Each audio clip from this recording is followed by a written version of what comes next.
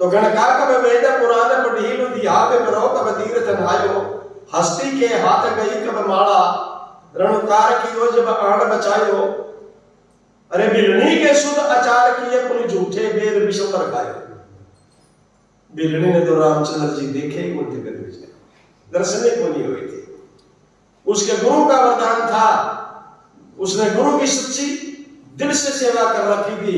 और ये मैं लिख के देने के लिए तैयार हूं, सच्ची आत्मा की करी हुई सेवा कभी निष्फल नहीं जाती, कभी भी निष्फल नहीं जाती, जाएगी नहीं, सवाल नहीं पैदा होता। अपने सतगुरु की सेवा करी मचंग ऋषि का आशीर्वाद था कि बेटी एक दिन स्वयं परमात्मा तेरी कुटी के ऊपर आएंगे। और वो नीच जाति की बेलनी, कपड़े में से भी बदबू आती थी, लोग हवा के बटन में खड़े होने देते थे। और भी बतेरे आश्रम थे उस जंगल के अंदर, लेकिन राम उस बेलनी की ही कुटी पर क्यों गया, विचार करिए आप। और वो क्षत्रिय था, और वो एक दलित वर्ग की थी, बेचारी भीलों की लड़की थी। और वहां जाकर के पूछता है इस कुटी का संत कहां गया। लोग कहने लगे यहाँ कोई संत नहीं रहता, यहाँ तो एक बदशिकल सी भिलड़ी रहती है। फिर मैंने तुम्हारे से जात नहीं पूछी। राम कहता है मैंने तुम्हारे से जाति नहीं पूछी, मैं तो ये कहता हूं इस कुटी की संत कहां गई। राजे बदशिकल सी एक भिलड़ी रहती है, तो जो भी है मेरा बुलाओ। और वो बेचारी बेर तोड़ने लग रही थी, मेरे सतगुरु कह के गए हैं प्रभु आएंगे, कोई खट्टा बेर ना चला जाए, चाक चाक करके देखते थे। और जब पीछे से आवाज लगाई कि शिवरी तेरी कुटी पर दो तपस्वी आए हैं, हाथ से झाड़ू छूट गई और बाजरी मेरे राम आए, दूसरा और कौन आने वाला था, दूसरा को हो ही नहीं सकता।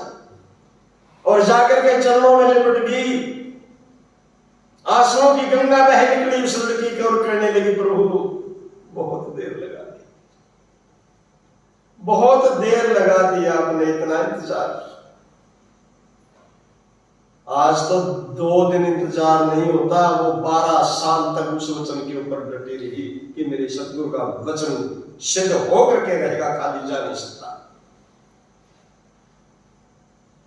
बहुत देर लगा दी प्रभु को आपने, 12 साल होगी मैंने इंतजार कर। फिर कहती है मैं सपना तो नहीं देख रही, मैं रूपमान नहीं, मेरे रूप पर खींचे आए, मेरे पास खिलाने को कुछ नहीं प्रभु कि आप भूख के बस चले आए, मेरे पास विश्राम करने के लिए कोई सेज नहीं कि आप थके हुए विश्राम के उस पर आ गए। मैं ऊंची जाति से नहीं हूं प्रभु कि आप मेरी जाति पर खींच करके चले। क्या माजरा है रे भगत और भगवान का। उस शिवली को छाती से लगा दिया उस बिल्ली को उस राम ने, और गले रो पड़ा। भगत मैं कहता हूं यहां तो भगत भगवान को ढूंढते फिरते हैं, और वहां भगवान भगत को ढूंढता फिर रहा था। राम बिलनी को ढूंढता फिर रहा था, और आज तो भगत ढूंढते फिरे परमात्मा को, कभी मंदिर में कभी मस्जिद के अंदर। और भक्ति हो तो ऐसी हो, खुद भगवान को रुआ करके खड़ा कर दिया। ऐसी भक्ति नमन करने योग्य है, पूजनीय है, वंदनीय है। आंसू भरे आए, घबराएगा खड़ा उस राम का, और रो पड़ा जब कहने लगा बेटी मुझे कोई रूप से मोना चाहे तो मैं बंधन से मुक्त हूं, मुझे बांधा नहीं जा सकता। कोई अच्छा भोजन खिला करके मेरे को रिझाना चाहता है, मैं बंधन से मुक्त हूं, नहीं मुझे बांधा जा सकता। कोई मुझे जाति अभिमान से मोना चाहता है, मैं तब भी मोह से परे नहीं। शिवरी बेटा मैं केवल सच्ची श्रद्धा और प्रेम से बंधा हूं, और वो तेरे पास था, बस वो मेरे को खींचते। खैर बहुत लंबा महंगी दृष्टांत है शिवरी का। और जो हनुमान जी जड़ी बूटी लाए कोई और चीज नहीं थी, यानी जब सत्संग हुआ, जो प्रसाद पूरा का सत्संग का प्रसाद है, तो राम तो समेत मुठली खा गया था, समेत खागड़े खा गया। जब लक्ष्मण जी को दिया तो उसने देखा झूठे दे रहे खाए हुए ने बगा दिए थे, किसी ने नहीं देखा, देखा ही शिवरी ने था।